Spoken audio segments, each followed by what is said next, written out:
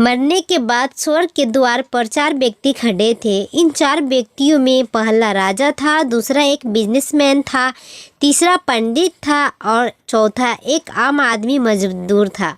किसी को भी यह पता नहीं था कि कौन स्वर्ग के अंदर प्रवेश कर पाएगा और कौन वहीं से वापस लौटा दिया जाएगा।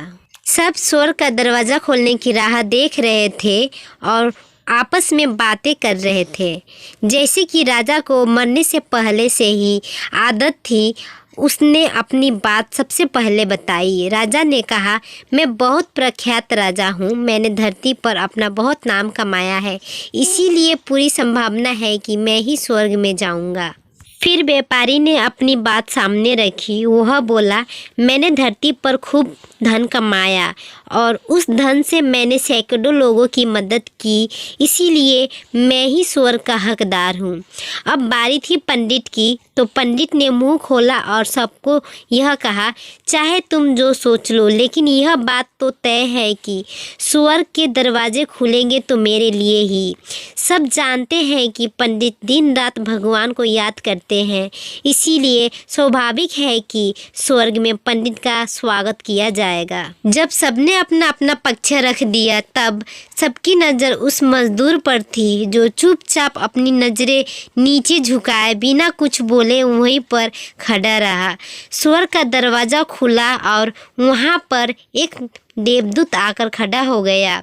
देवदूत के हाथों में एक पुस्तक थी जिसमें इन सभी के कर्मों के बारे में लिखा हुआ था। देवदूत ने अपनी पुस्तक में बड़े ध्यान से देखा और थोड़ी देर देखते ही रहा। फिर उसने मजदूर से पूछा कि तुम याद करके बताओ, तुमने कभी तो कोई अच्छा काम किया होगा। मजदूर ने थोड़ी देर सोचने के बाद बोला, हाँ, मुझे थोड़ा थोड़ा याद है। एक बार मैं बहुत भूखा था और मैं खाना ही खाने बैठा था कि एक बहुत ही कमज़ोर कुत्ता जो ठीक से चल भी नहीं पा रहा था, वह मेरे पास आ गया और मेरे खाने को देखने लगा। तब मैंने अपनी रोटी उसे खिला दी थी और उस दिन मैं खुद भूखा सोया था। मजदूर की बातें सुनने के बाद देवदूत मुस्कुराया और मजदूर को बड़े सम्मान से स्वर्ग के अंदर लेकर गया। दोस्तों, अच्छे कर्म लोभ, मोह, माया इन सब भाव में आकर नहीं किया जाते हैं और ना ही उन्हें अच्छे कर्मों की श्रेणी में गिना जाता है। निस्वार्थ भाव से किया गया एक ही अच्छा काम भी आपके जीवन के सारे पाप धोने की शक्ति रखता है। इसीलिए जब भी मौका मिले, निस्वार्थ भाव से और अच्छे मन से अच्छे कर्म किया करें। इस छोटी सी कहानी पे आपकी क्या राय है, हमें कमेंट करके ज़रूर बताइएगा और वीडियो पसंद आया तो लाइक, सब्सक्राइब, शेयर, कमेंट करना मत भूलिएगा।